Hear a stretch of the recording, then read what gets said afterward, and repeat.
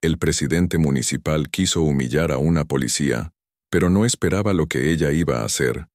Tú sabes con quién estás hablando, maldita muerta de hambre. Yo soy el que manda en este pueblo. Yo te pago el sueldo. Yo puedo acabar con tu carrera hoy mismo, aquí enfrente de todos. La voz del hombre retumbó por toda la plaza principal de Apatzingán, Michoacán. Era un grito tan fuerte, tan lleno de rabia, que hasta los pájaros que descansaban en los árboles del kiosco salieron volando asustados. Pero la mujer que estaba frente a él no se movió ni un centímetro.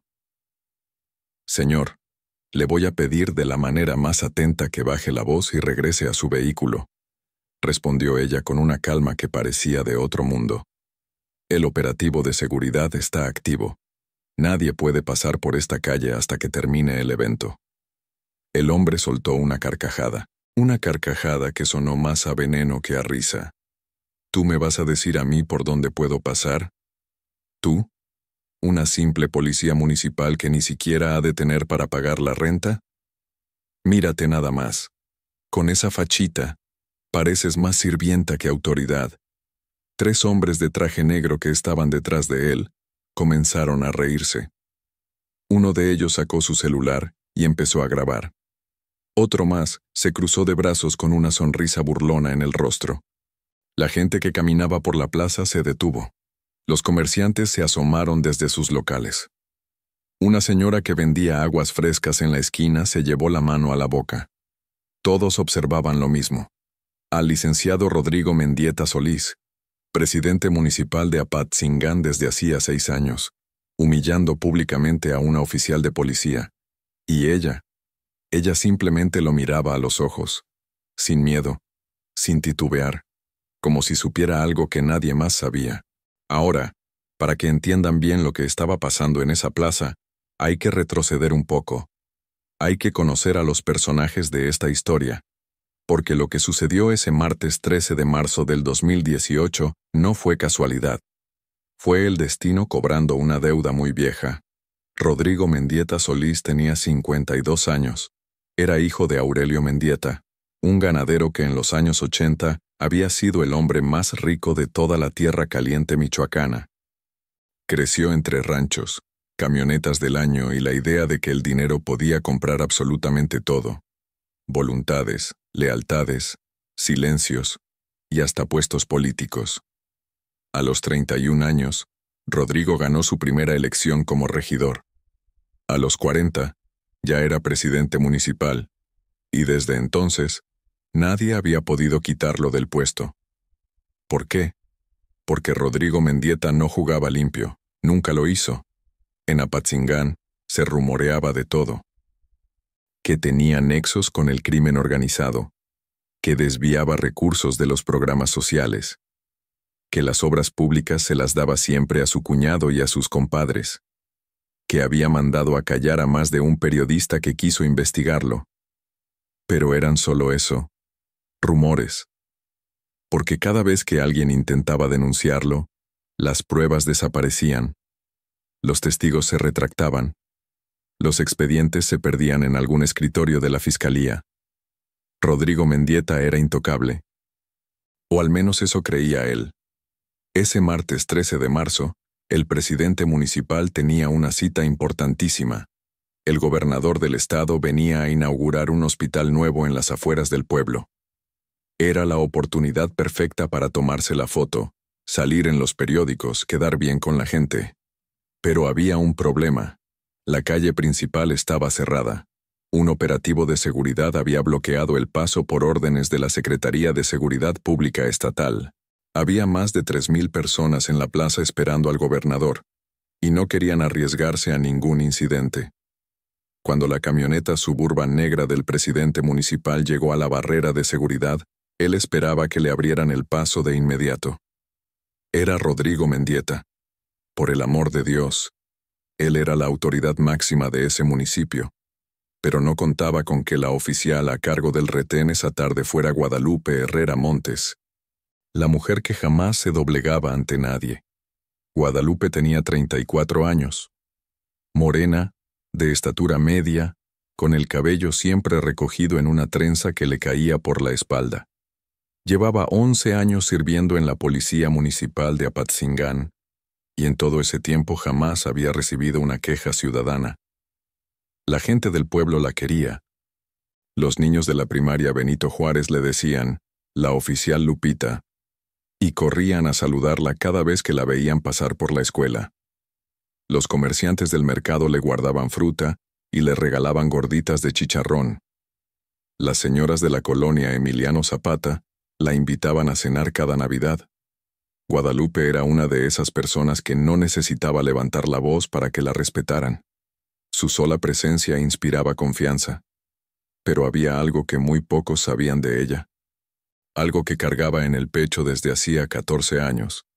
En el 2004, cuando Guadalupe apenas tenía 20 años, su padre murió. Se llamaba Ramiro Herrera Delgado. Era bombero, uno de los mejores que había tenido Apatzingán en décadas. La gente lo recordaba como un hombre noble, valiente, siempre dispuesto a ayudar sin pedir nada a cambio. Pero Ramiro no murió en un incendio. No murió rescatando a nadie. Ramiro murió en un accidente de carretera. Su camioneta se salió de la curva a la altura del kilómetro 47 de la carretera a Uruapan. Cayó por un barranco de más de 30 metros. La versión oficial decía que iba a exceso de velocidad, que probablemente se quedó dormido. Pero Guadalupe nunca creyó esa historia, porque 3 días antes de morir, su padre le había dicho algo que jamás pudo olvidar. Estaban sentados en el patio de la casa, tomando un café con pan dulce, cuando él la miró con los ojos más serios que ella le había visto en su vida. «Mija, si algún día me pasa algo, quiero que sepas que yo siempre intenté hacer lo correcto. Hay gente en este pueblo que roba lo que es del pueblo, y yo tengo las pruebas, las tengo guardadas, pero me están amenazando. Me dicen que me calle o que me va a pesar». Guadalupe sintió un escalofrío. «¿De qué hablas, papá? ¿Quién te está amenazando?». Ramiro negó con la cabeza. «Todavía no puedo decirte, pero pronto vas a entender todo. Solo prométeme una cosa. Si algo me pasa, no dejes que se salgan con la suya. Prométemelo, mija». 3 días después, su padre estaba muerto. Y Guadalupe nunca encontró las pruebas de las que él hablaba. Hasta ahora. Los años pasaron. Guadalupe terminó la preparatoria, estudió en la Academia de Policía y se unió a la Fuerza Municipal. Se casó a los 25 con un maestro de secundaria llamado Emilio, y tuvieron una hija, Fernanda, que ahora tenía 7 años, pero nunca dejó de buscar. En cada turno, en cada ronda, en cada conversación con la gente del pueblo, Guadalupe ponía atención, escuchaba, observaba, anotaba todo en una libreta que guardaba bajo llave en su casa.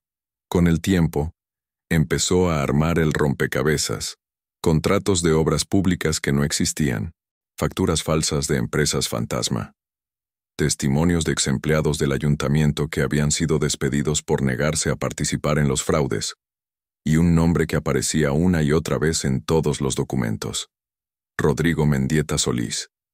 El mismo hombre que ahora estaba parado frente a ella, gritándole como si fuera basura. «Última vez que te lo digo, estúpida. Quítate de mi camino o te voy a hacer pedazos». La voz del presidente municipal ya estaba ronca de tanto gritar. La gente alrededor había sacado sus celulares. Había por lo menos 20 personas grabando todo. Uno de los asesores de Mendieta se acercó a la oficial con una sonrisa falsa. «Mire, señorita, ¿por qué no mejor se hace a un lado y todos contentos, eh? No queremos problemas. El licenciado tiene una cita muy importante. Usted entiende». Guadalupe ni siquiera lo volteó a ver. «El operativo de seguridad está activo. Nadie pasa. Son órdenes de la Secretaría de Seguridad Pública del Estado. Si el señor presidente municipal tiene alguna queja, puede comunicarse directamente con ellos». Mendieta soltó un golpe contra el cofre de su camioneta. «Órdenes. Yo soy la máxima autoridad de este municipio. Mis órdenes están por encima de cualquier otra. Tú no eres nadie. Eres una pinche gata con uniforme». La gente alrededor murmuró. Algunos negaron con la cabeza. Una señora mayor se persignó. Y entonces, algo cambió en el rostro de Guadalupe. No fue enojo, no fue miedo, fue algo mucho más poderoso, fue certeza. Llevó su mano derecha lentamente hacia el bolsillo delantero de su chaleco táctico. Mendieta, por un segundo, pensó que iba a sacar su arma. Sus asesores dieron un paso atrás, pero no. Lo que Guadalupe sacó fue un sobre blanco, un sobre de papel manila, doblado por la mitad, con un sello oficial en la esquina superior derecha. «Señor Rodrigo Mendieta Solís», dijo ella con voz firme, clara, sin una sola gota de temblor. «Antes de que siga usted insultándome, creo que debería ver esto». Le extendió el sobre. Mendieta lo tomó con desconfianza. Lo abrió. Empezó a leer. Y entonces, su cara cambió por completo. El rojo de la furia se convirtió en blanco de terror. Sus manos empezaron a temblar. El documento que sostenía era un mandato de investigación emitido por la Fiscalía Anticorrupción del Estado de Michoacán. El nombre del investigado, Rodrigo Mendieta Solís. Los delitos: desvío de recursos públicos, enriquecimiento ilícito, fraude electoral y complicidad en el homicidio de Ramiro Herrera Delgado. La fecha de emisión, ese mismo día, y en la parte inferior, una firma. La firma del fiscal especial anticorrupción. Mendieta levantó la vista del papel. Miró a Guadalupe con los ojos más abiertos que había tenido en toda su vida. Esto es mentira. Esto no puede ser. Guadalupe dio un paso hacia adelante. Por primera vez en todo el enfrentamiento, fue ella quien habló con voz alta y clara para que todos escucharan. «Llevo 14 años juntando pruebas, licenciado. 14 años esperando este momento. Usted ordenó matar a mi padre porque él descubrió sus robos. Pensó que con su muerte todo quedaría enterrado. Pero se equivocó. La gente alrededor guardó silencio. Mendieta retrocedió un paso. Tú no tienes idea de con quién te estás metiendo». «Sé perfectamente con quién me estoy metiendo», respondió ella. «Con un ladrón, con un asesino, con un cobarde que se esconde detrás de su puesto». Los asesores del presidente municipal comenzaron a alejarse discretamente. Uno de ellos guardó su celular y empezó a caminar hacia la esquina. Las ratas siempre son las primeras en abandonar el barco. Mendieta miró a su alrededor, buscando apoyo, pero no encontró nada, solo miradas de desprecio, solo celulares grabando cada segundo, solo el peso de sus propios pecados cayéndole encima como una losa de concreto. Y entonces, Guadalupe dijo las palabras que cambiarían todo. Las palabras que ella había soñado pronunciar desde que tenía 20 años. «Rodrigo Mendieta Solís, en uso de mis facultades como elemento activo de la Policía Municipal de Apatzingán y en cumplimiento del mandato de investigación número 0734/2018 de la Fiscalía Anticorrupción del Estado de Michoacán». Hizo una pausa. Lo miró directamente a los ojos. «Queda usted detenido». Las palabras de Guadalupe quedaron flotando en el aire caliente de esa tarde de marzo. Parecía que hasta el viento se había detenido para escuchar. «Queda usted detenido».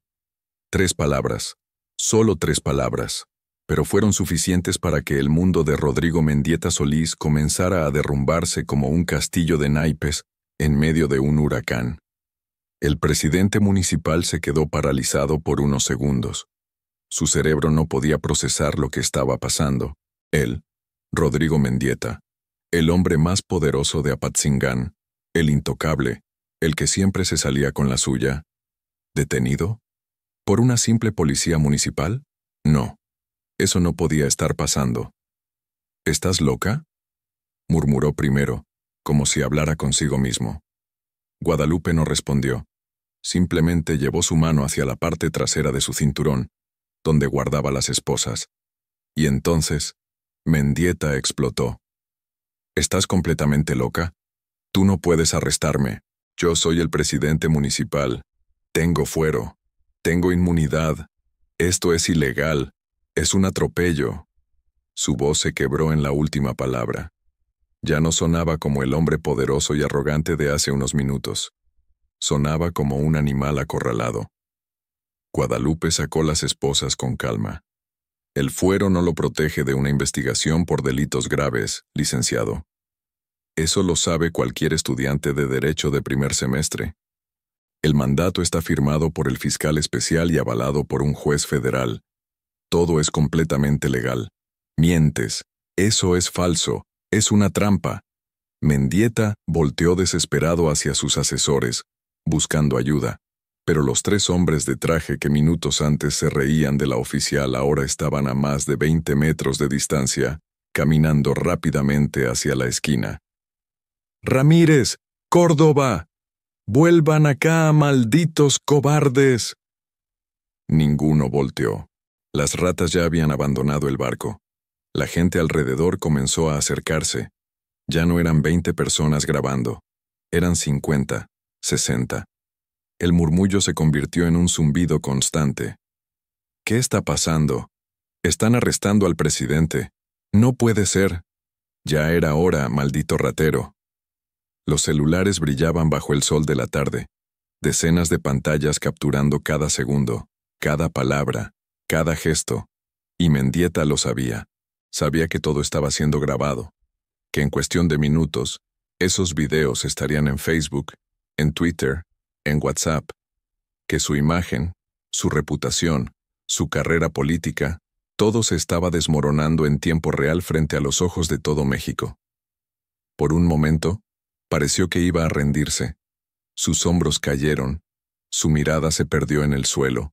Pero entonces, algo cambió en sus ojos, algo oscuro, algo peligroso. «Tú no sabes lo que estás haciendo, muchacha», dijo en voz baja, casi en un susurro. «No tienes idea de la gente con la que trabajo, de lo que son capaces. Si me tocas un solo pelo, te juro por mi madre que no vas a vivir para contarlo». Guadalupe sintió un escalofrío recorrerle la espalda, no por miedo, sino porque esas palabras le recordaron algo que su padre le había dicho 14 años atrás. «Me dicen que me calle o que me va a pesar». Ramiro Herrera no se calló, y le pesó, le costó la vida, pero Guadalupe no era su padre. Ella había aprendido a ser más cuidadosa, más paciente, más estratégica. «Sus amenazas no me asustan, licenciado», respondió con voz firme. «He esperado 14 años para este momento. ¿Cree que no me preparé para todo?» Mendieta entrecerró los ojos. «¿14 años? ¿De qué demonios hablas?» Guadalupe dio un paso hacia él. «Hablo de mi padre, Ramiro Herrera Delgado, el bombero que murió en la carretera a Uruapan en el 2004. ¿Ya se acordó?» El rostro de Mendieta palideció aún más.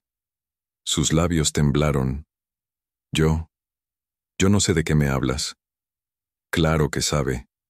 Usted ordenó que lo mataran porque él tenía pruebas de sus fraudes, contratos falsos, facturas de empresas fantasma, desvíos millonarios. Mi padre lo descubrió todo cuando trabajaba como voluntario en la Oficina de Protección Civil del municipio. Encontró los documentos por accidente y cometió el error de decírselo a la persona equivocada». Guadalupe hizo una pausa. Su voz se quebró ligeramente, pero se recuperó de inmediato. «Usted mandó a matarlo. Hizo que pareciera un accidente. Y pensó que con eso el problema quedaba resuelto». Mendieta negó con la cabeza frenéticamente. «Estás loca. Eso es mentira. Yo no tuve nada que ver con la muerte de tu padre». «Ah, ¿no? Entonces, ¿por qué el mecánico que revisó la camioneta de mi padre 3 días antes del accidente desapareció una semana después? ¿Por qué nunca se investigó que los frenos habían sido manipulados? ¿Por qué el expediente del caso se cerró en menos de 48 horas sin ninguna autopsia?» Cada pregunta era como un golpe directo al estómago de Mendieta. Yo no. Tengo los testimonios, licenciado. Tengo las declaraciones de 3 exempleados del ayuntamiento que confirman que usted ordenó el accidente. Tengo los registros bancarios que muestran los pagos que hizo a los sicarios. Tengo las fotografías de la camioneta antes y después del supuesto accidente. Guadalupe sacó su celular del bolsillo y lo levantó frente al rostro descompuesto de Mendieta. Y tengo algo más. Algo que usted nunca imaginó. En la pantalla del celular había una fotografía. Era un documento viejo, amarillento, con el sello del ayuntamiento de Apatzingán en la esquina superior, y en la parte inferior, una firma, la firma de Rodrigo Mendieta Solís. Este es el contrato original de la obra Fantasma del 2003, el que usted firmó personalmente, el que supuestamente fue destruido en el incendio del archivo municipal del 2005. Mi padre lo guardó antes de morir. Lo escondió en un lugar donde nadie lo encontraría. Mendieta miró la pantalla con los ojos desorbitados. ¿Dónde encontraste eso? En el único lugar donde usted nunca buscaría. En la tumba de mi padre. La revelación cayó como una bomba. La gente alrededor guardó un silencio absoluto. Ni siquiera se escuchaba el ruido de los carros. Era como si el tiempo se hubiera detenido. Guadalupe guardó el celular y volvió a tomar las esposas. Rodrigo Mendieta Solís. Le voy a pedir que ponga las manos detrás de la espalda. Tiene derecho a guardar silencio. Todo lo que diga podrá ser usado en su contra en un tribunal. Tiene derecho a un abogado. Si no puede pagar uno, el Estado le asignará uno de oficio. Mendieta retrocedió un paso, luego otro. Su espalda chocó contra la puerta de su camioneta. No, no, no. De pronto, se lanzó hacia adelante. Intentó empujar a Guadalupe, quitarle las esposas de las manos, escapar de alguna manera, pero ella estaba preparada. Con un movimiento rápido y preciso, Guadalupe esquivó el empujón. Tomó el brazo derecho de Mendieta. Lo giró hacia atrás y lo sometió contra el cofre de la Suburban negra. El golpe resonó como un tambor. «Suéltame. Esto es abuso de autoridad. Te voy a demandar. Te voy a destruir». «Resistirse al arresto solo va a empeorar su situación, licenciado», dijo Guadalupe mientras le colocaba la primera esposa en la muñeca derecha. «Le recomiendo que se calme». «No me voy a calmar. Tú no sabes quién soy yo. Voy a hacer que te corran. Voy a hacer que te metan a la cárcel. Tú y toda tu maldita familia van a pagar por esto». Clic. La segunda esposa se cerró en la muñeca izquierda. Rodrigo Mendieta Solís, presidente municipal de Apatzingán, Michoacán, estaba oficialmente bajo arresto. Y entonces, pasó algo que nadie esperaba. Una mujer mayor, de unos 60 años, con el cabello canoso recogido en un moño y un delantal de cocina todavía amarrado a la cintura, salió de entre la multitud. Caminó directamente hacia donde estaba Guadalupe sosteniendo a Mendieta contra la camioneta. Y comenzó a aplaudir. Primero fue solo ella, un aplauso solitario que sonaba casi triste en medio del silencio. Pero luego se sumó otra persona. Y otra más. En cuestión de segundos toda la plaza estaba aplaudiendo. Aplausos, gritos, silbidos.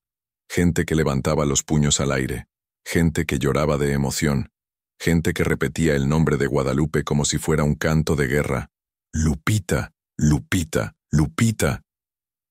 La señora del delantal se acercó a Guadalupe y la tomó de las manos. «Gracias, mija», le dijo con lágrimas en los ojos. «Gracias por hacer lo que nadie se atrevía. Tu padre estaría muy orgulloso de ti».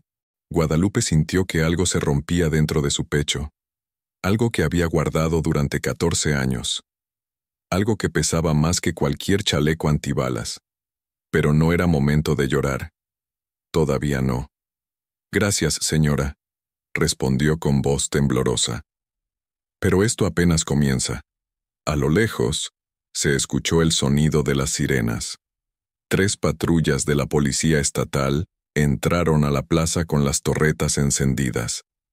Detrás de ellas, una camioneta blanca con el logo de la Fiscalía Anticorrupción. Los refuerzos habían llegado. Guadalupe levantó la mano para indicarle su ubicación. 2 agentes estatales bajaron de la primera patrulla y corrieron hacia ella. «¿Oficial Herrera?», preguntó uno de ellos. «Sí, soy yo». Venimos a apoyar el traslado del detenido. El fiscal nos envió directamente. Guadalupe asintió y entregó a Mendieta a los agentes estatales. El expresidente municipal ya no gritaba, ya no amenazaba.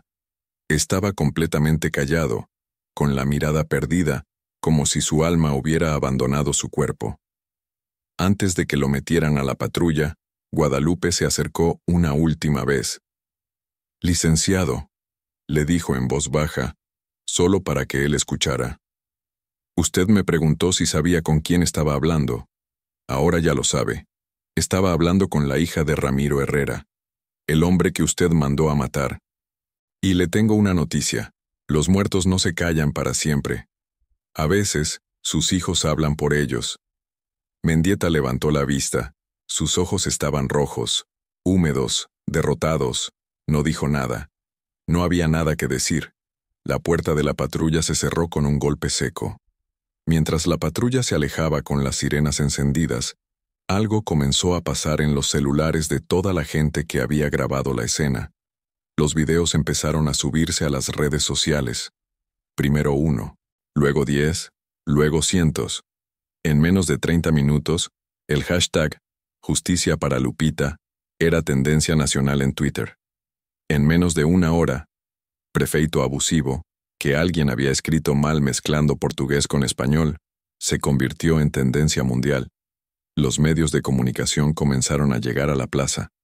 Reporteros de Televisa, TV Azteca, Imagen Noticias, camionetas con antenas satelitales, camarógrafos corriendo de un lado a otro.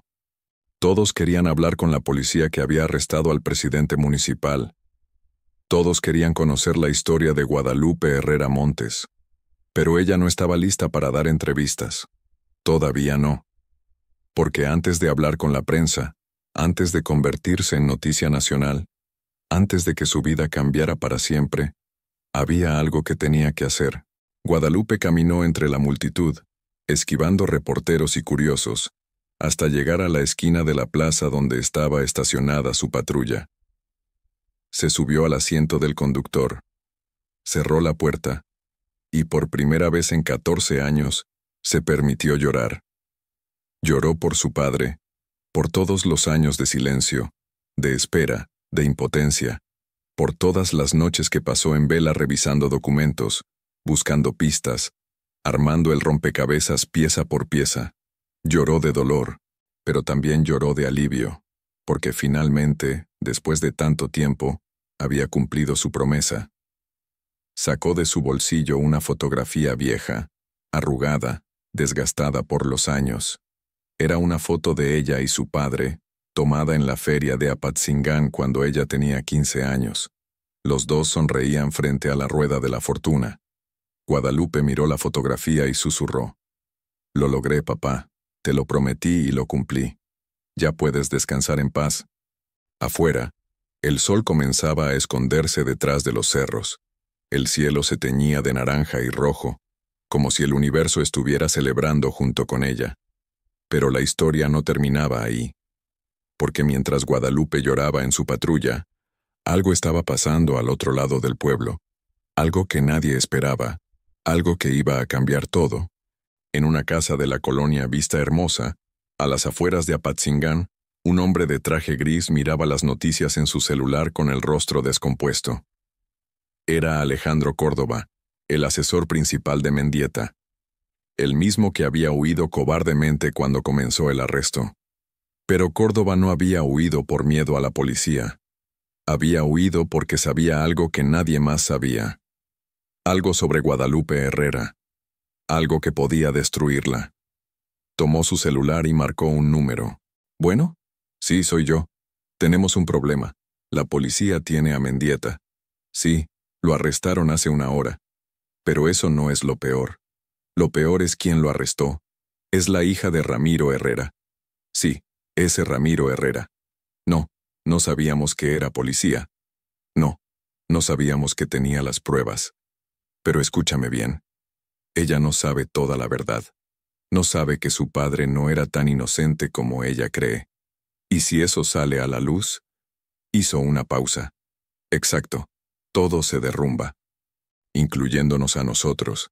Así que más vale que hagamos algo, y rápido. Colgó el teléfono. Afuera, la noche comenzaba a caer sobre Apatzingán, y con ella llegaban nuevos peligros. Esa noche, Guadalupe no durmió. ¿Cómo iba a dormir? Su cara estaba en todos los noticieros. Su nombre era tendencia en todas las redes sociales. Su teléfono no dejaba de sonar. Periodistas, familiares lejanos que no le hablaban desde hacía años, compañeros de la Academia de Policía. Incluso el gobernador del estado había mandado un comunicado felicitándola por su valentía y profesionalismo. Todo México hablaba de la oficial Lupita, la policía que había humillado al presidente municipal corrupto, la hija del bombero asesinado que había esperado 14 años para cobrar justicia. Pero mientras el país celebraba, Guadalupe estaba sentada en la mesa de su cocina, con una taza de café frío entre las manos y la mirada perdida en la pared. Su esposo Emilio se había quedado dormido en el sillón de la sala, agotado después de pasar horas contestando llamadas y rechazando entrevistas. Su hija Fernanda dormía tranquila en su cuarto, ajena a todo lo que estaba pasando, soñando probablemente con las muñecas que le habían prometido para su cumpleaños. Y Guadalupe no podía dejar de pensar. Había logrado lo que se propuso. Había arrestado al hombre que mató a su padre. Había expuesto su corrupción frente a todo el país. Había cumplido la promesa que le hizo a Ramiro Herrera 14 años atrás. Entonces, ¿por qué sentía ese vacío en el pecho? ¿Por qué, en lugar de paz, sentía inquietud? Tomó su celular y abrió Twitter. Los hashtags seguían en tendencia. Miles de mensajes de apoyo, de admiración, de gratitud. Gente que compartía sus propias historias de abuso de poder. Gente que decía que Guadalupe era un ejemplo para todo el país. Pero entre todos esos mensajes, hubo uno que le llamó la atención. Era de una cuenta sin foto de perfil, con un nombre genérico, o usuario 847362. El mensaje decía: Oficial Lupita, cuidado con lo que buscas.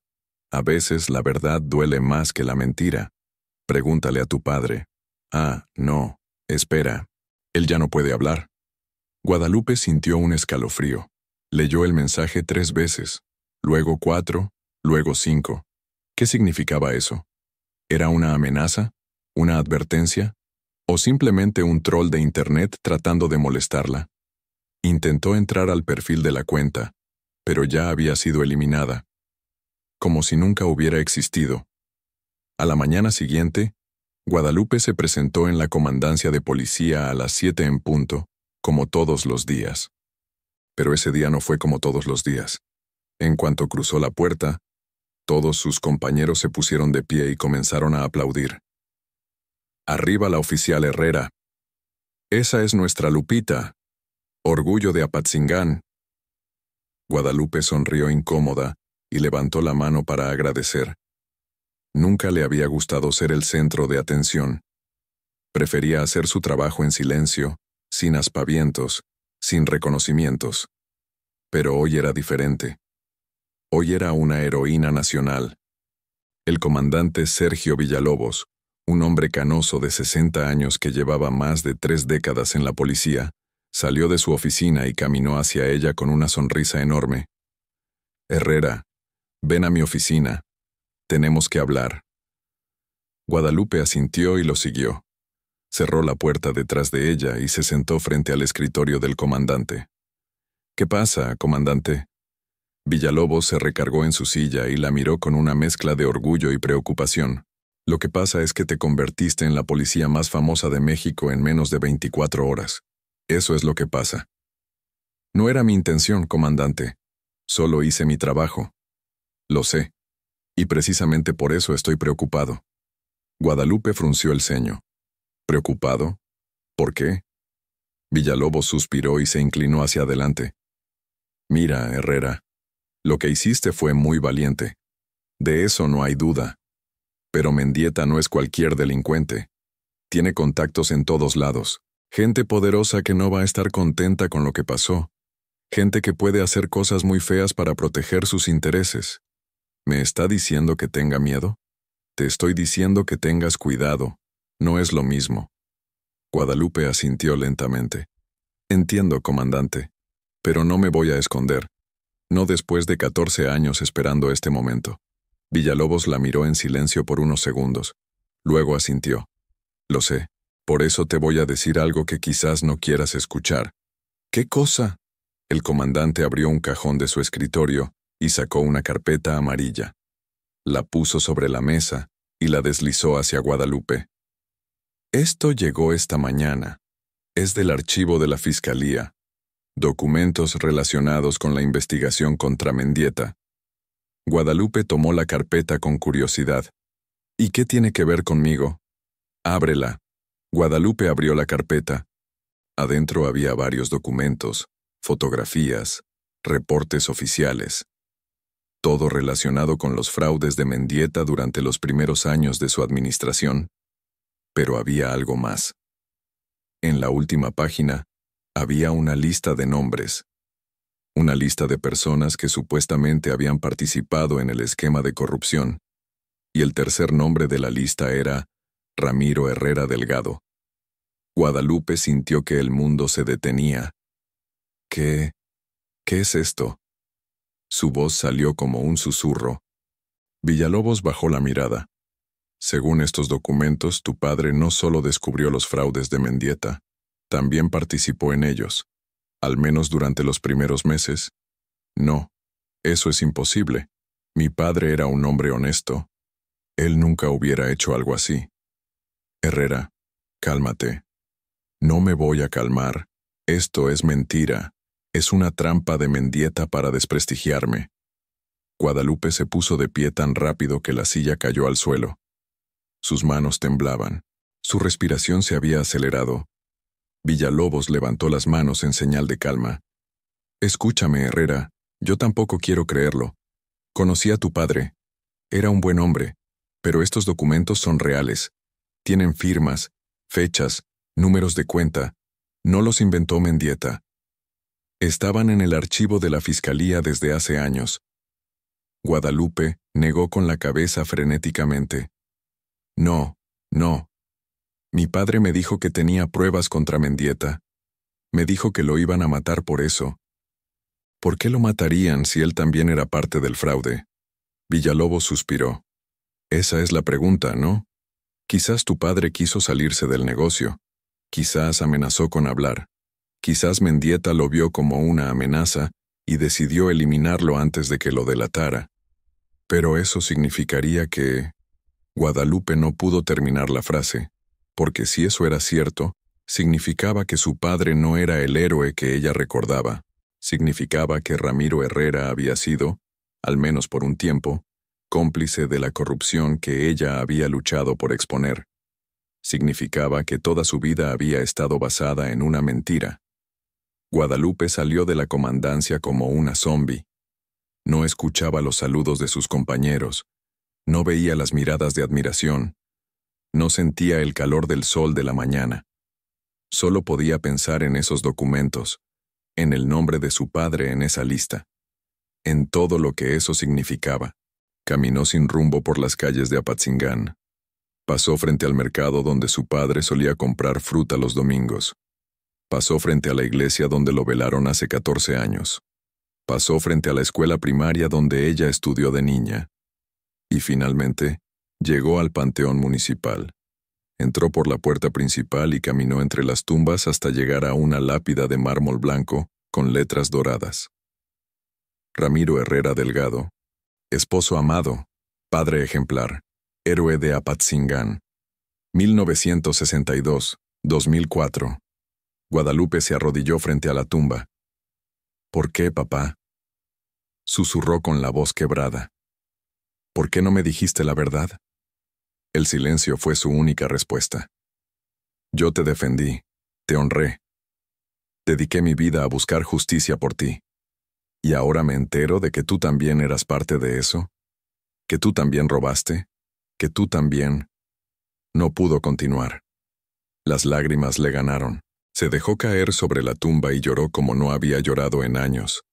Lloró por la desilusión, por la traición, por la imagen de su padre que se desmoronaba frente a sus ojos. ¿Quién era realmente Ramiro Herrera? ¿Un héroe o un villano? ¿Un mártir o un criminal? ¿Y qué significaba eso para ella? No supo cuánto tiempo pasó ahí, arrodillada frente a la tumba de su padre. Pudieron ser minutos o pudieron ser horas. El tiempo parecía haberse detenido, pero entonces escuchó una voz detrás de ella. «Sabía que vendrías aquí». Guadalupe se volteó de golpe. Parado a unos metros de distancia, con las manos en los bolsillos y una sonrisa cínica en el rostro, estaba Alejandro Córdoba, el asesor de Mendieta. El hombre que había huido cobardemente el día anterior. Guadalupe se puso de pie de inmediato y llevó su mano hacia su arma. «¿Qué haces aquí?» Córdoba levantó las manos en señal de paz. «Tranquila, oficial. No vengo a pelear, vengo a hablar. No tengo nada que hablar contigo. ¿Estás segura? Porque yo tengo información que te interesa, información sobre tu padre». Guadalupe entrecerró los ojos. «¿Qué información?» Córdoba dio un paso hacia adelante. «Sé lo que encontraste en esa carpeta. Sé que viste el nombre de tu padre en la lista de cómplices. Y sé que ahora mismo estás destrozada porque todo en lo que creías resultó ser mentira. ¿Y qué? ¿Vienes a burlarte? No, vengo a decirte la verdad completa, algo que ni siquiera Mendieta sabe». Guadalupe dudó. Cada fibra de su ser le decía que no confiara en ese hombre, que era una trampa, que solo quería manipularla, pero otra parte de ella, la parte que necesitaba respuestas desesperadamente, la obligó a escuchar. «Habla», dijo finalmente, «pero si intentas algo, te juro que te arresto aquí mismo». Córdoba sonrió. «No esperaba menos de ti, oficial. Eres igual que tu padre, terca, valiente, incapaz de dejar las cosas a medias». Se acercó un poco más y bajó la voz. «Tu padre sí participó en los fraudes de Mendieta, eso es cierto, pero solo al principio. Cuando se dio cuenta de lo que realmente estaba pasando, quiso salirse.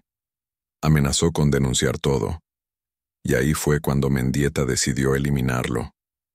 Eso ya lo sé. Eso no es ninguna novedad.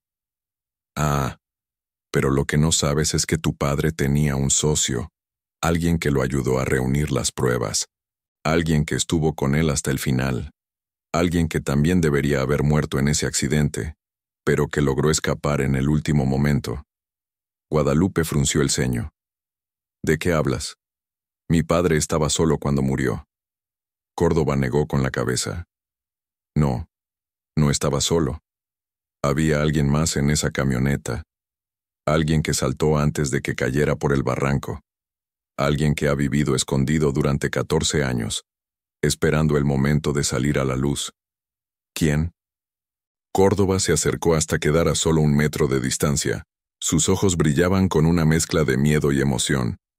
«Tu tío, Guadalupe, el hermano menor de tu padre, Esteban Herrera Delgado, el hombre que todos creen que murió en un incendio en Guadalajara hace 12 años». Guadalupe sintió que el suelo se abría bajo sus pies. Eso es imposible. Mi tío Esteban está muerto. Fuimos a su funeral. No había cuerpo en ese ataúd, Guadalupe. Solo cenizas de un vagabundo que nadie reclamó. Tu tío fingió su muerte para escapar de Mendieta, y ha estado viviendo bajo otro nombre todo este tiempo. Aquí, en Apatzingán, a menos de 3 kilómetros de tu casa. Guadalupe dio un paso atrás, tambaleándose. ¿Por qué me estás diciendo esto?» Córdoba se encogió de hombros. «Porque estoy cansado de vivir con miedo. Porque sé que Mendieta va a caer y quiero estar del lado correcto cuando eso pase. Y porque tu tío tiene algo que tú necesitas. Las pruebas originales, las que tu padre escondió. Las que pueden hundir no solo a Mendieta, sino a toda la red de corrupción que él creó». Guadalupe lo miró fijamente, tratando de procesar todo lo que estaba escuchando. Su tío estaba vivo. Su padre había sido cómplice. Las pruebas originales existían. Todo lo que creía saber estaba mal.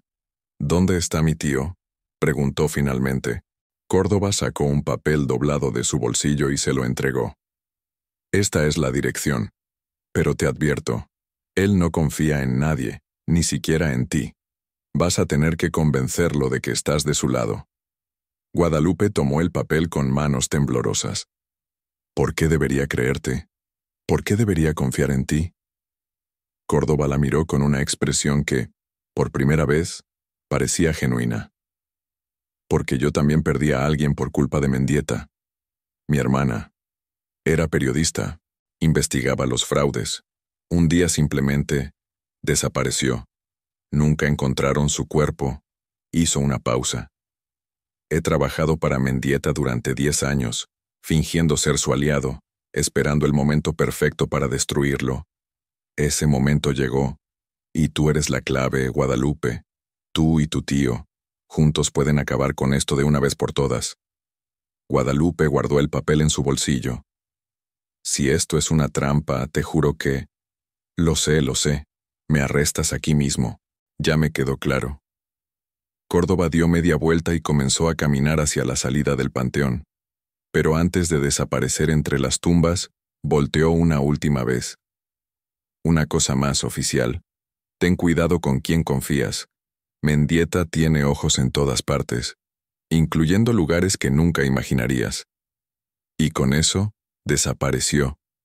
Guadalupe se quedó sola frente a la tumba de su padre, con 1.000.000 de preguntas en la cabeza y un papel arrugado en el bolsillo. ¿Su tío estaba vivo? ¿Su padre había sido cómplice de Mendieta? ¿Córdoba decía la verdad o era otra trampa? No tenía respuestas, pero sabía una cosa con certeza. No iba a descansar hasta descubrir la verdad. Toda la verdad, aunque esa verdad la destruyera. Miró la lápida de su padre una última vez. No sé quién eras realmente, papá, pero voy a averiguarlo. Te lo prometo. Sacó el papel de su bolsillo y leyó la dirección. Calle Morelos, número 427, Colonia San José. Preguntar por don Fermín. Don Fermín. Ese debía ser el nombre falso de su tío. Guadalupe guardó el papel, se limpió las lágrimas y comenzó a caminar hacia la salida del panteón. La búsqueda de la verdad apenas comenzaba. La colonia San José quedaba en la parte más antigua de Apatzingán. Calles angostas, casas de adobe con techos de teja, árboles de mango que crecían en las banquetas y extendían sus ramas sobre los patios vecinos. Era el tipo de lugar donde todos se conocían, donde las señoras se sentaban en las puertas de sus casas a tomar el fresco por las tardes, donde los niños jugaban fútbol en la calle hasta que oscurecía, y también era el tipo de lugar perfecto para esconderse. Guadalupe estacionó su patrulla a 2 cuadras de la dirección que le había dado Córdoba. No quería llamar la atención. No quería que nadie supiera que estaba ahí. Caminó por la calle Morelos con el corazón latiéndole tan fuerte que podía escucharlo en sus oídos. Cada paso que daba la acercaba más a una verdad que no sabía si estaba lista para enfrentar. ¿Y si su tío realmente estaba vivo? ¿Y si todo lo que Córdoba le había dicho era cierto? ¿Y si su padre no era el héroe que ella recordaba? Las preguntas se arremolinaban en su cabeza como un enjambre de avispas furiosas. Llegó al número 427. Era una casa pequeña, modesta, con la fachada pintada de verde deslavado y una puerta de madera que parecía tener más años que el propio pueblo. En la ventana había una maceta con geranios rojos que alguien regaba con cuidado. Guadalupe respiró hondo y tocó la puerta. Pasaron varios segundos, luego 1 minuto, luego 2. Estaba a punto de tocar de nuevo cuando escuchó pasos del otro lado. Pasos lentos, pesados, como de alguien que carga el peso del mundo sobre los hombros. La puerta se abrió apenas unos centímetros. Un ojo oscuro la observó a través de la rendija. «¿Qué quiere?», preguntó una voz ronca, áspera, como de alguien que no ha hablado con otra persona en mucho tiempo. «Busco a don Fermín», respondió Guadalupe, tratando de mantener la voz firme. Aquí no vive ningún don Fermín. Se equivocó de casa. La puerta comenzó a cerrarse. Espere. Guadalupe metió el pie para evitar que se cerrara. Sé quién es usted. Sé que se llama Esteban Herrera Delgado. Y sé que usted era el hermano de mi padre. Silencio. El ojo del otro lado de la puerta se abrió un poco más. ¿Quién te mandó?, preguntó la voz ahora con un tono de alarma. Nadie me mandó. Bueno, sí. Alejandro Córdoba me dio esta dirección, pero vine por mi cuenta. Necesito hablar con usted. Necesito saber la verdad sobre mi padre. Otro silencio largo. Tan largo que Guadalupe pensó que el hombre se había ido. Pero entonces, la puerta se abrió por completo. Y Guadalupe vio el rostro de su tío por primera vez en 14 años. Esteban Herrera Delgado tenía 61 años, pero parecía de 80. Su cabello, que ella recordaba negro como el azabache, ahora era completamente blanco. Su rostro estaba surcado de arrugas profundas, como cicatrices dejadas por el tiempo y el sufrimiento. Sus ojos, del mismo color café oscuro que los de su padre, estaban hundidos, apagados, como si hubieran visto demasiadas cosas terribles. Pero a pesar de todo, Guadalupe lo reconoció de inmediato. Era él. Era su tío Esteban, el hombre que la cargaba en sus hombros cuando era niña, el que le compraba paletas de limón en la plaza, el que le enseñó a andar en bicicleta una tarde de verano hace más de 25 años. Dios mío, susurró ella. Realmente estás vivo. Esteban la miró con una expresión indescifrable, mezcla de alegría, dolor, culpa y miedo. Pasa, dijo finalmente. Antes de que alguien te vea, el interior de la casa era tan modesto como el exterior. Una sala pequeña con un sillón viejo y una televisión de tubo. Una cocina diminuta con una estufa de 2 quemadores. Un altar con veladoras y fotografías de santos. Y en una esquina, sobre una mesa de madera, una fotografía enmarcada. Era una foto de 2 hombres jóvenes, sonriendo frente a un carro viejo.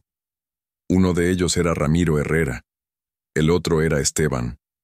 Guadalupe se acercó a la fotografía y la tomó entre sus manos. Esta foto, la recuerdo. Estaba en la sala de mi casa cuando era niña. Esteban asintió.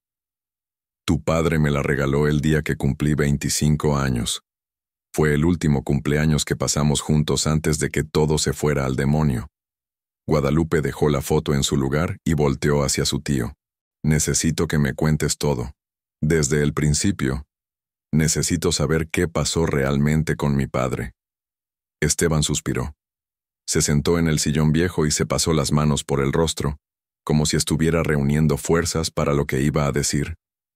Siéntate, mija. Esto va a tomar tiempo. Guadalupe se sentó frente a él en una silla de plástico, y Esteban comenzó a hablar. Tu padre y yo crecimos en la pobreza. Nuestro papá era jornalero, nuestra mamá lavaba ropa ajena.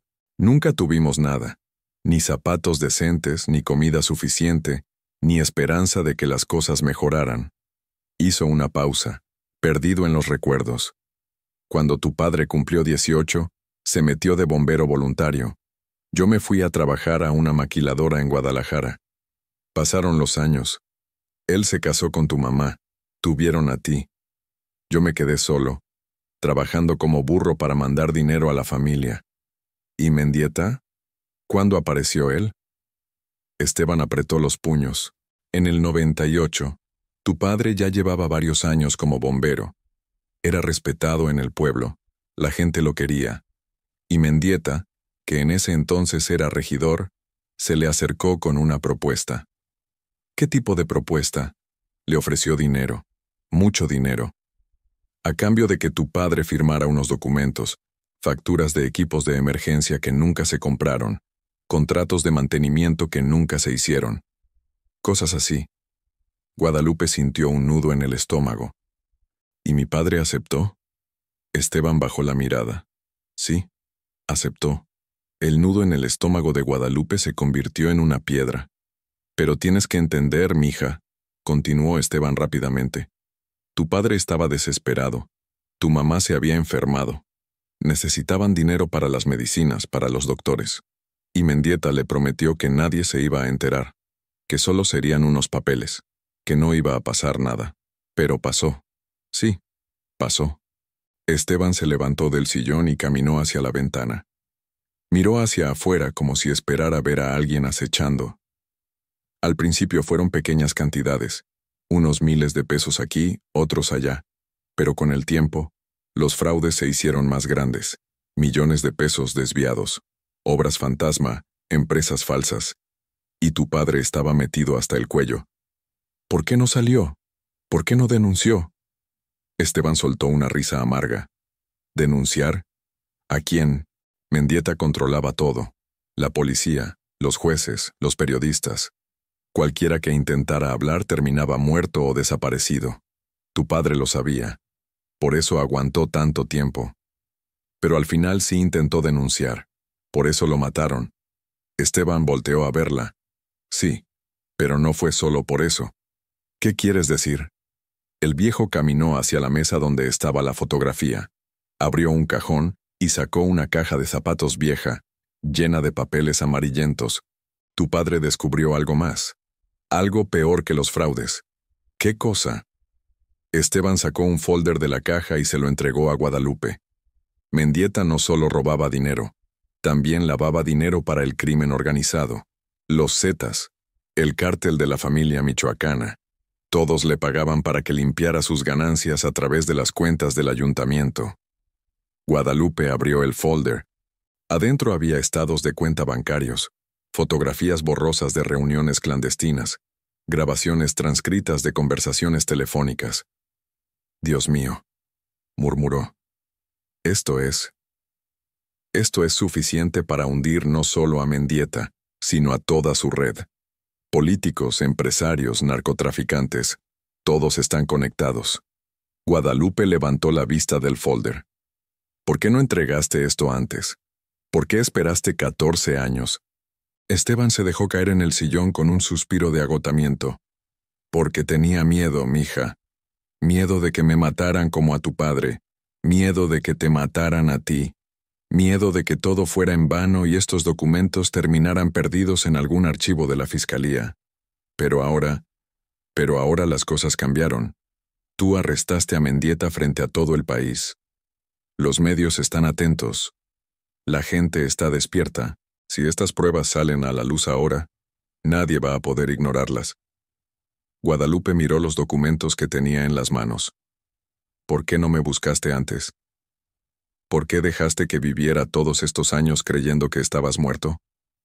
La voz de Esteban se quebró.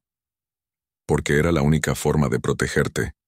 Si Mendieta sabía que yo estaba vivo, te habría usado para encontrarme. Te habría hecho daño. No podía permitir eso. ¿Y ahora? ¿Por qué ahora sí decidiste aparecer? Porque Córdoba me contactó hace 3 días. Me dijo que tú tenías un plan, que ibas a arrestar a Mendieta, que finalmente había llegado el momento de acabar con esto. Guadalupe frunció el ceño. Espera. Córdoba sabía dónde estabas desde hace tiempo. Sí. Él fue quien me ayudó a escapar hace 14 años. Él fue quien consiguió los documentos falsos para que pudiera vivir como don Fermín. Él ha sido mi contacto con el mundo exterior todo este tiempo. Pero Córdoba trabajaba para Mendieta. Era su asesor. Exacto. Era el espía perfecto. Mendieta nunca sospechó de él. Guadalupe se quedó en silencio, procesando toda la información. Su tío estaba vivo. Córdoba era un aliado secreto. Su padre había sido cómplice de Mendieta, pero al final intentó hacer lo correcto. Y ahora, ella tenía en sus manos las pruebas que podían destruir a toda una red de corrupción y crimen organizado. Era demasiado. Todo era demasiado. ¿Qué hago ahora?, preguntó finalmente. Esteban se inclinó hacia adelante y tomó las manos de su sobrina. Ahora terminamos lo que tu padre empezó. Llevamos estas pruebas a la Fiscalía Federal, no la estatal, la federal. Ahí hay gente de confianza, gente que no está comprada por Mendieta. ¿Cómo sabes que podemos confiar en ellos? Porque yo los contacté hace años. Les mandé copias de algunos documentos. Ellos han estado esperando este momento tanto como nosotros. Guadalupe asintió lentamente. Está bien. Vamos a hacerlo. Pero primero necesito saber algo más. ¿Qué cosa? ¿Mi padre realmente se arrepintió? ¿Realmente quería hacer lo correcto al final? Esteban sonrió por primera vez desde que Guadalupe había llegado. Una sonrisa triste pero genuina. Tu padre te amaba más que a nada en el mundo, mija. Cuando se dio cuenta de lo que estaba haciendo, de la clase de monstruo en que se estaba convirtiendo, lo primero que pensó fue en ti. ¿En qué clase de ejemplo le estaba dando a su hija? ¿En qué cara te iba a ver cuando crecieras y descubrieras la verdad? Hizo una pausa. Por eso decidió hablar. Por eso reunió las pruebas. Por eso arriesgó su vida. No lo hizo por él. Lo hizo por ti. Para que pudieras vivir en un mundo más justo. Para que estuvieras orgullosa de tu padre. Las lágrimas comenzaron a correr por las mejillas de Guadalupe.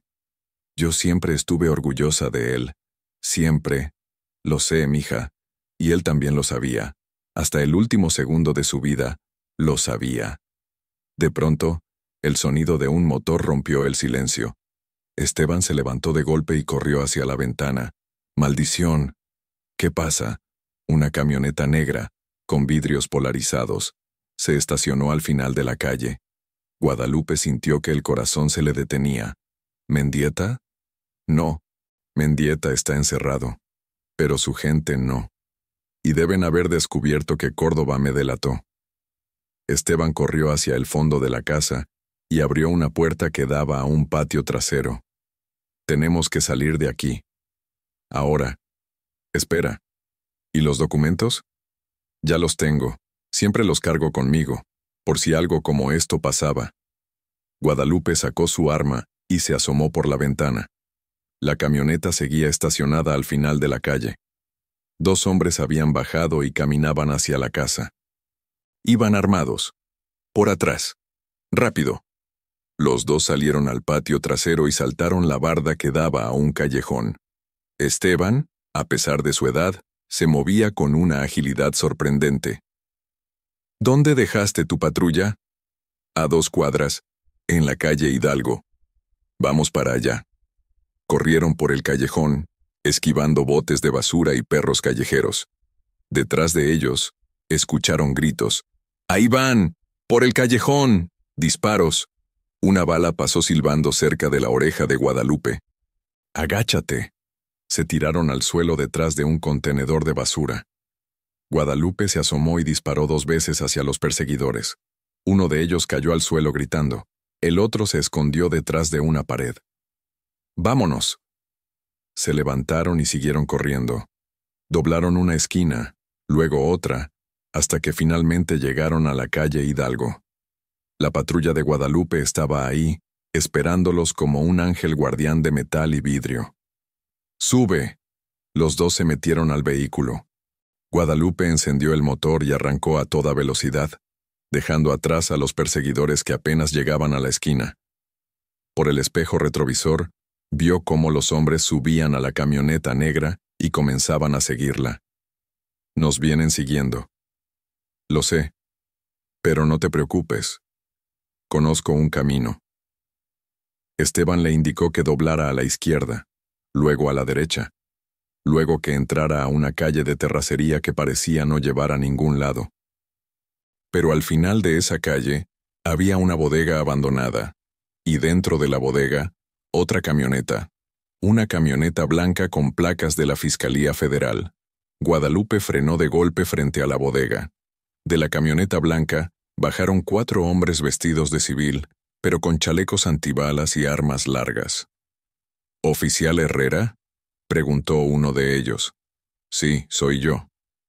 Soy el agente Marcos Villanueva, de la Fiscalía Federal. Don Fermín nos avisó que vendrían. Tenemos órdenes de escoltarlos a la Ciudad de México. Guadalupe miró a su tío con sorpresa. ¿Tenías esto planeado? Esteban sonrió. Te dije que llevaba años preparándome para este momento. Detrás de ellos, el ruido de la camioneta negra se acercaba. No hay tiempo que perder, dijo el agente Villanueva. Suban a nuestra camioneta. Nosotros nos encargamos de los que vienen atrás. Guadalupe y Esteban bajaron de la patrulla y subieron a la camioneta blanca. Los agentes federales tomaron posiciones de combate, apuntando hacia la entrada de la calle de terracería. La camioneta negra apareció en la esquina, y entonces, los agentes abrieron fuego. La balacera duró menos de 2 minutos. Cuando el humo se disipó, la camioneta negra estaba acribillada, con los neumáticos ponchados y el parabrisas destrozado. Los 2 hombres que la conducían estaban en el suelo, desarmados, con las manos en la cabeza. «Área asegurada», gritó uno de los agentes.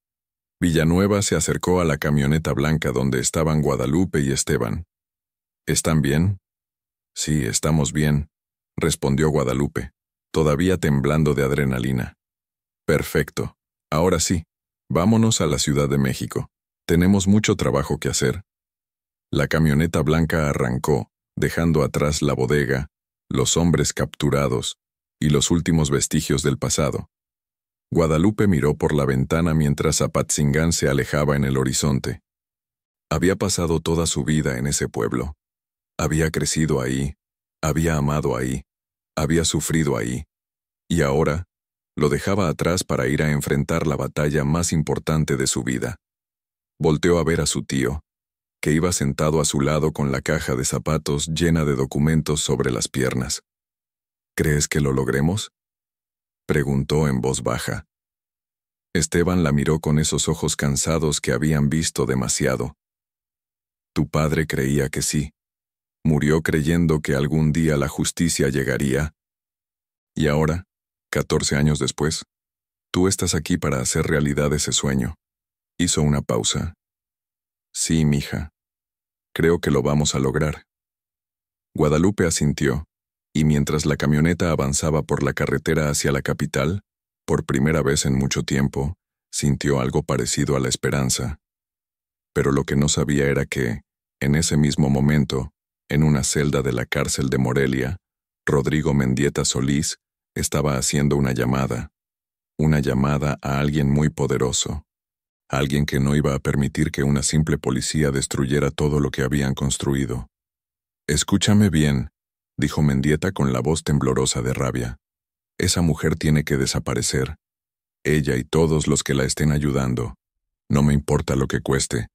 No me importa a quién tengas que matar. Esto tiene que terminar. Ahora». Del otro lado de la línea, una voz fría y calculadora respondió: «Considéralo hecho». La carretera de Apatzingán a la Ciudad de México era un listón de asfalto que serpenteaba entre montañas, bosques de pino y pueblos pequeños donde el tiempo parecía haberse detenido. Guadalupe iba en el asiento trasero de la camioneta blindada de la Fiscalía Federal, con su tío Esteban a un lado y la caja de zapatos llena de documentos sobre sus piernas. Afuera, el sol comenzaba a esconderse detrás de los cerros, pintando el cielo de colores naranjas y morados. Llevaban casi 4 horas de camino. 4 horas de silencio, de tensión, de miradas nerviosas hacia los espejos retrovisores. El agente Villanueva, que iba en el asiento del copiloto, recibió una llamada por radio. «Entendido. Cambio y fuera». Volteó hacia Guadalupe y Esteban con expresión seria. «Tenemos un problema». Guadalupe sintió que el estómago se le hacía nudo. «¿Qué pasa?» «Interceptamos una comunicación hace 20 minutos. Mendieta hizo una llamada desde la cárcel. Contrató a alguien para eliminarnos antes de que lleguemos a la capital». «¿A quién contrató?» Villanueva dudó antes de responder. «A Joaquín Rentería». Esteban palideció. «Dios mío». Guadalupe miró a su tío sin entender. «¿Quién es Joaquín Rentería?» «El sicario más peligroso de Michoacán», respondió Esteban con voz temblorosa. «Le dicen el fantasma, porque nadie lo ha visto nunca y sigue vivo para contarlo. Dicen que ha matado a más de 100 personas, políticos, periodistas, empresarios, policías. Nadie se le escapa. ¿Y viene por nosotros?» Villanueva asintió. «Según la comunicación interceptada, ya está en camino. Tiene informantes en todas las carreteras». Sabe exactamente por dónde vamos. Guadalupe apretó la caja de documentos contra su pecho. ¿Qué hacemos? Cambiar de ruta. Hay un camino alternativo que pasa por Zitácuaro y Toluca. Es más largo, pero menos vigilado. Con suerte, podemos llegar a la capital antes de que nos alcance. ¿Y si no llegamos a tiempo? Villanueva la miró directamente a los ojos. Entonces peleamos. La camioneta tomó una desviación a la altura de Ciudad Hidalgo. El camino se volvió más angosto, más oscuro, más solitario. Los árboles a los lados de la carretera formaban un túnel de sombras que parecía tragarse la luz de los faros. Guadalupe miraba por la ventana, tratando de distinguir algo en la oscuridad, pero solo veía negro, negro absoluto. «Oye», dijo Esteban en voz baja, tocándole el brazo. «Pase lo que pase, quiero que sepas algo». «¿Qué cosa?» «Tu padre estaría muy orgulloso de ti. Yo estoy muy orgulloso de ti. Eres la mujer más valiente que he conocido en mi vida». Guadalupe sintió que los ojos se le llenaban de lágrimas. «Gracias, tío. Pero todavía no hemos terminado». «Lo sé, pero quería decírtelo. Por si acaso...» No terminó la frase. No hizo falta. Los dos sabían lo que podía pasar esa noche. Pasaron 2 horas más. La camioneta avanzaba por caminos cada vez más solitarios, cada vez más oscuros. El conductor, un agente joven llamado Pérez, mantenía las manos firmes sobre el volante, pero Guadalupe podía ver el sudor que le corría por la frente. De pronto, Villanueva levantó la mano. «¡Alto!». Pérez frenó de golpe. «¿Qué pasa? Ahí adelante. ¿Ven eso?». Guadalupe se asomó entre los asientos delanteros. A unos 200 metros, en medio del camino, había una camioneta atravesada, negra, con las luces apagadas. «Es una emboscada», dijo Villanueva. «Pérez, da la vuelta. Ahora». Pero antes de que el conductor pudiera reaccionar, los faros de otra camioneta se encendieron detrás de ellos. Estaban atrapados. «Todos abajo. Ahora». Los 4 agentes federales saltaron de la camioneta y tomaron posiciones de combate. Guadalupe y Esteban se quedaron adentro, agachados detrás de los asientos blindados. Y entonces comenzó el infierno. Los disparos venían de todas direcciones. Ráfagas de metralleta que rebotaban contra el blindaje de la camioneta, rompían los vidrios, perforaban las llantas. Guadalupe escuchaba los gritos de los agentes afuera. Escuchaba el ruido ensordecedor de las armas. Escuchaba su propio corazón latiendo como un tambor de guerra. «Tenemos que salir de aquí», gritó Esteban. «No podemos. Nos van a matar. Si nos quedamos aquí también nos van a matar. La camioneta no va a aguantar mucho más». Como para confirmar sus palabras, una ráfaga de balas atravesó el techo del vehículo, pasando a centímetros de la cabeza de Guadalupe. Tenía razón. Tenían que moverse. «Por la puerta de atrás. Vamos». Los dos se arrastraron hacia la parte trasera de la camioneta. Guadalupe abrió la puerta con cuidado y se asomó. Afuera, el caos era total. 2 de los agentes federales estaban en el suelo, heridos o muertos. Era imposible saberlo. Los otros 2 seguían disparando desde detrás de unos árboles, pero estaban completamente superados en número. «Ahí», señaló Esteban. «Hay una barranca. Si llegamos ahí podemos escondernos». Guadalupe vio la barranca. Estaba a unos 30 metros. 30 metros de terreno abierto. Sin protección, con balas volando por todas partes. Era una locura. Pero era la única opción. «¡Corre! ¡Yo te cubro!». Guadalupe sacó su arma y comenzó a disparar hacia las camionetas enemigas, mientras Esteban corría hacia la barranca. Uno de los sicarios cayó al suelo gritando. Otro se escondió detrás de una llanta. «Ya llegué», gritó Esteban desde la barranca. «Ahora tú». Guadalupe tomó la caja de documentos, respiró hondo y corrió. Corrió como nunca había corrido en su vida. Las balas silbaban a su alrededor. Podía sentir el aire caliente de los proyectiles pasando cerca de su piel. Podía escuchar los gritos de los sicarios ordenando que la mataran. Pero no se detuvo. 10 metros, 5 metros, 3 metros. Se lanzó al vacío y cayó rodando por la ladera de la barranca, golpeándose contra piedras y raíces, hasta que finalmente se detuvo al fondo, junto a su tío. Estaba viva. No sabía cómo, pero estaba viva. La barranca era profunda y oscura. Un arroyo pequeño corría por el fondo, reflejando apenas la luz de las estrellas. Guadalupe y Esteban se escondieron detrás de unas rocas grandes, tratando de recuperar el aliento. Arriba, los disparos continuaban, pero poco a poco fueron disminuyendo. Y luego, silencio. Un silencio terrible. ¿Crees que...? Empezó a preguntar Guadalupe. Shh, la calló Esteban. Escucha, pasos, pasos que bajaban por la ladera de la barranca, lentos, calculados, como de alguien que sabe exactamente lo que está haciendo. Es él, susurró Esteban. Es el fantasma. Guadalupe revisó su arma. Le quedaban 4 balas. 4 balas contra el sicario más peligroso de Michoacán. No eran buenas probabilidades, pero no tenía opción. Quédate aquí, le dijo a su tío. Pase lo que pase, protege esos documentos. Son más importantes que nuestras vidas. Guadalupe. No. Prométemelo, tío. Si yo no salgo de esta, tú tienes que llegar a la Ciudad de México. Tienes que entregar esas pruebas. Tienes que terminar lo que mi padre empezó. Esteban la miró con los ojos llenos de lágrimas. Te lo prometo.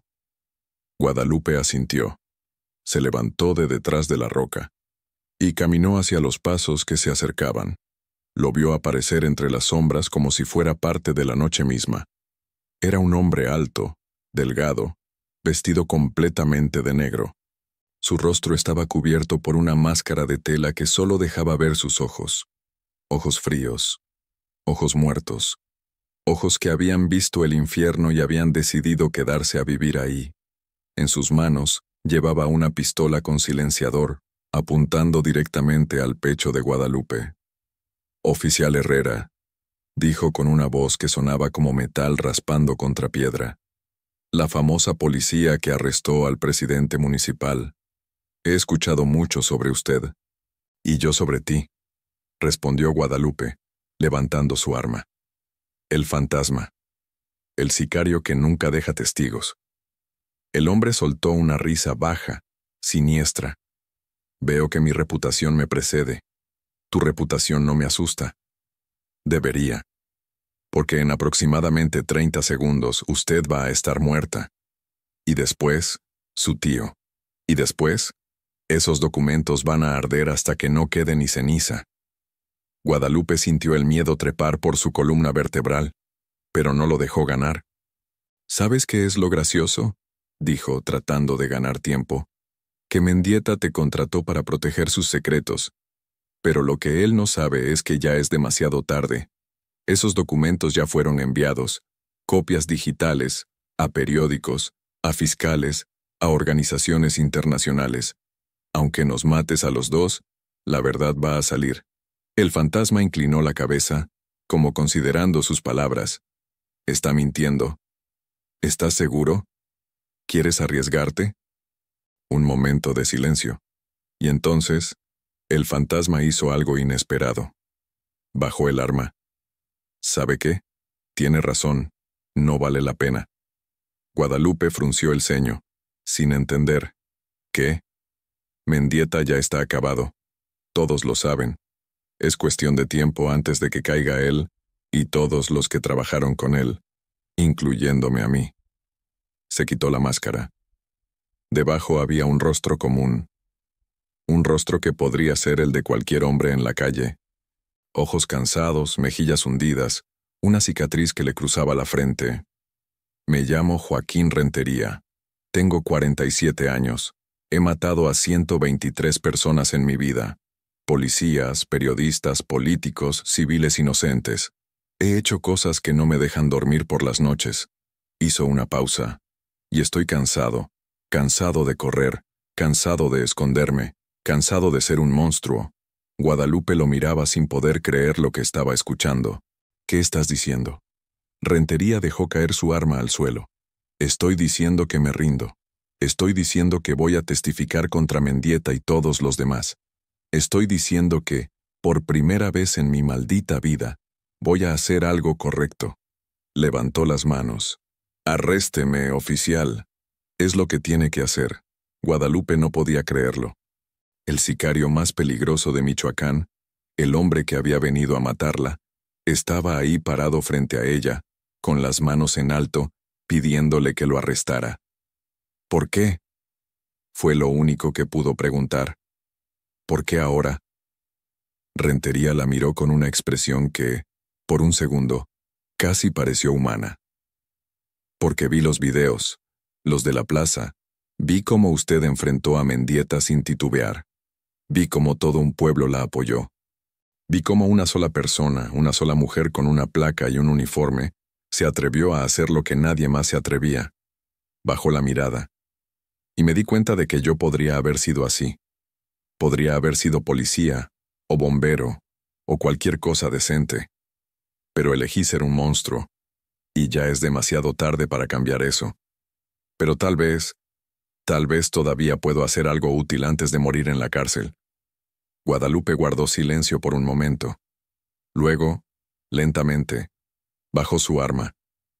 Joaquín Rentería, quedas detenido por los delitos de homicidio, secuestro y asociación delictuosa.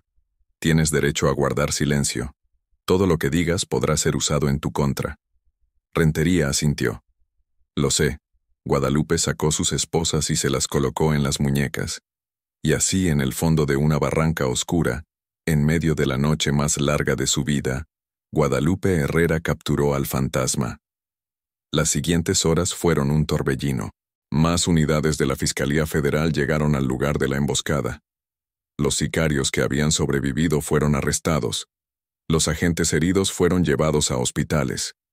Y Guadalupe, Esteban y Rentería fueron escoltados en un convoy blindado hasta la Ciudad de México. Llegaron al amanecer. El sol salía por detrás de los volcanes, tiñendo el cielo de rosa y dorado. La ciudad despertaba lentamente, ajena a todo lo que había pasado esa noche en las montañas de Michoacán. El convoy se detuvo frente a un edificio imponente en el centro de la capital, la sede de la Fiscalía General de la República. Guadalupe bajó de la camioneta con la caja de documentos en las manos. Estaba agotada. Tenía el uniforme manchado de tierra y sangre. Le dolía todo el cuerpo. Pero había llegado. Finalmente, había llegado. Adentro del edificio, los esperaba un grupo de fiscales federales, agentes de investigación y representantes de organismos internacionales contra la corrupción. Todos habían sido convocados de emergencia cuando se enteraron de lo que traían. Guadalupe entregó la caja de documentos al fiscal general en persona. Un hombre serio, de cabello canoso y mirada penetrante, que revisó los papeles con expresión de asombro. Esto es increíble, murmuró. Contratos falsos, lavado de dinero, conexiones con el crimen organizado, nombres de políticos, empresarios, jueces. Esto podría tumbar a decenas de personas. Cientos, corrigió Esteban. Si se investiga bien, cientos. El fiscal miró a Guadalupe. ¿Usted reunió todo esto? Mi padre lo empezó. Mi tío lo guardó. Yo solo lo traje hasta aquí. No sea modesta, oficial.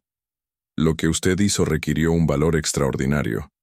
Este país le debe una deuda enorme. Guadalupe negó con la cabeza. Este país no me debe nada. Solo hice lo que cualquier persona decente haría. El fiscal sonrió.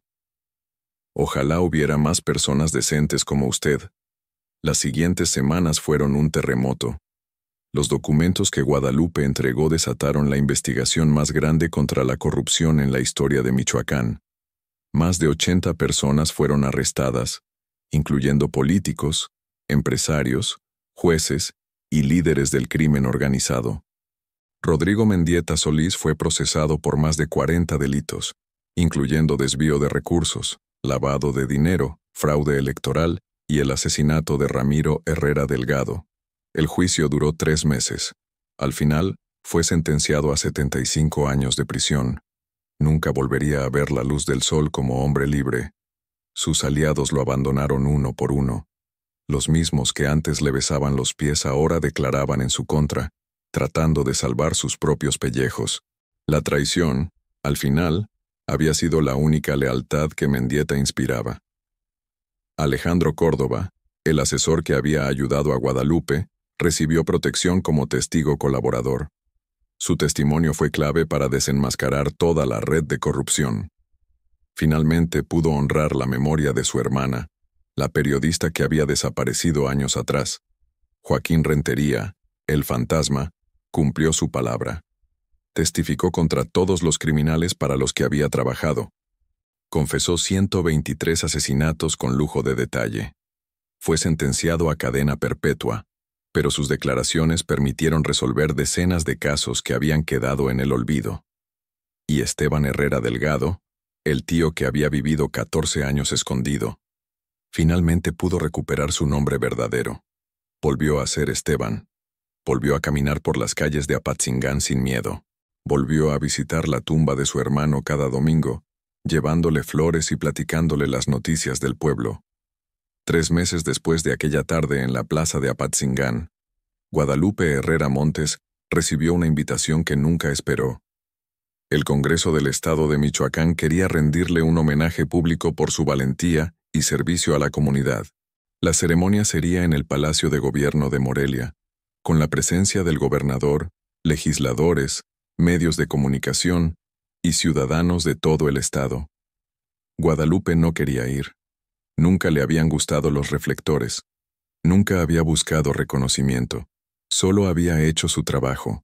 Pero su esposo Emilio la convenció. Lupita, esto no es solo por ti, es por tu padre, es por tu tío, es por todas las personas que sufrieron la corrupción de Mendieta durante años. Tienes que ir. Tienes que dejar que la gente te dé las gracias. Y así, una mañana soleada de junio, Guadalupe Herrera se paró frente a un auditorio lleno de gente que la aplaudía de pie. Llevaba su uniforme de gala, medallas que nunca había usado, zapatos que todavía le apretaban, y en el bolsillo interior de su chaqueta, la fotografía vieja de ella y su padre en la feria de Apatzingán. El gobernador pronunció un discurso sobre el valor, la justicia y el ejemplo que Guadalupe representaba para todo México. Los legisladores le entregaron una placa conmemorativa y una medalla al mérito civil. Y cuando finalmente le dieron el micrófono para que dijera unas palabras, Guadalupe sintió que las piernas le temblaban. Miró al público. Vio a su esposo Emilio en la primera fila, llorando de orgullo. Vio a su hija Fernanda, que la saludaba con la mano. Vio a su tío Esteban, que asentía lentamente con una sonrisa en los labios. Y vio algo más. En la última fila del auditorio, casi escondido entre las sombras, vio a un hombre que se parecía mucho a su padre. No era él, por supuesto. No podía ser él.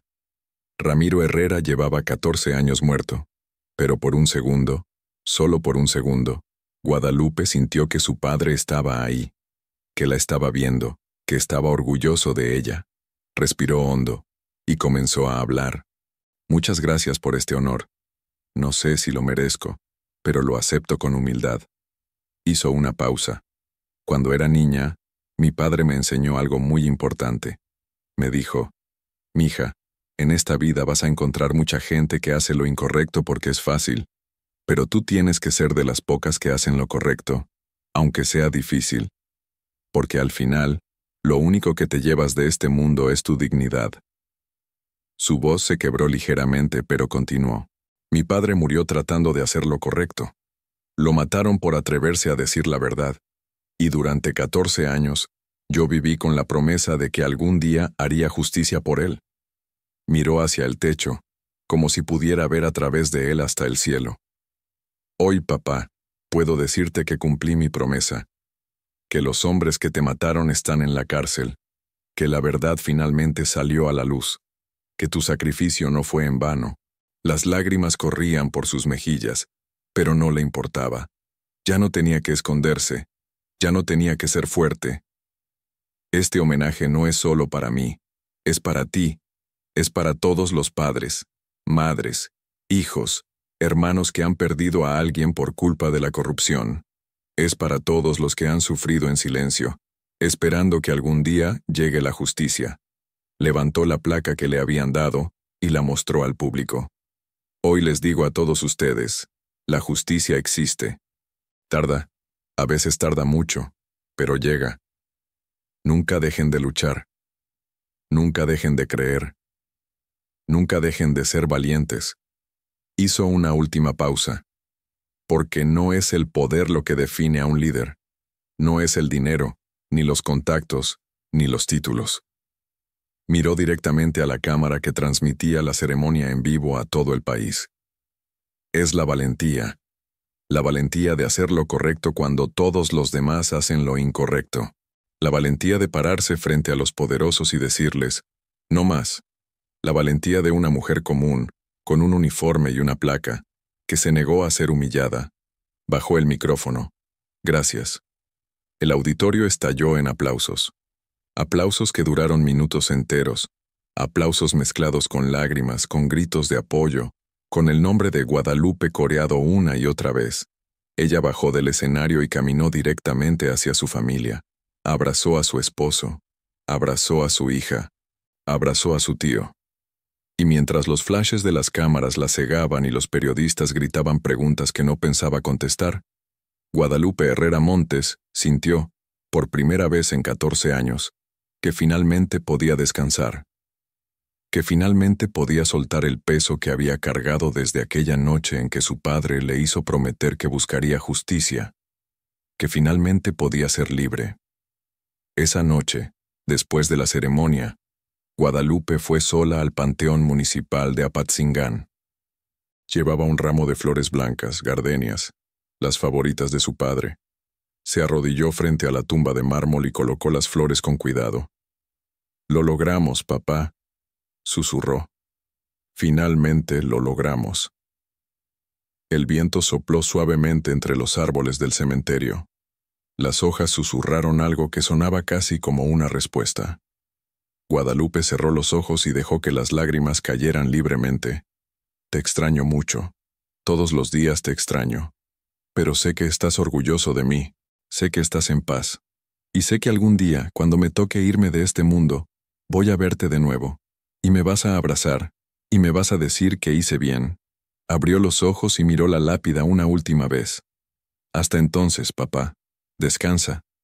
Tu hija cumplió su promesa». Se puso de pie, se limpió las lágrimas y caminó hacia la salida del panteón.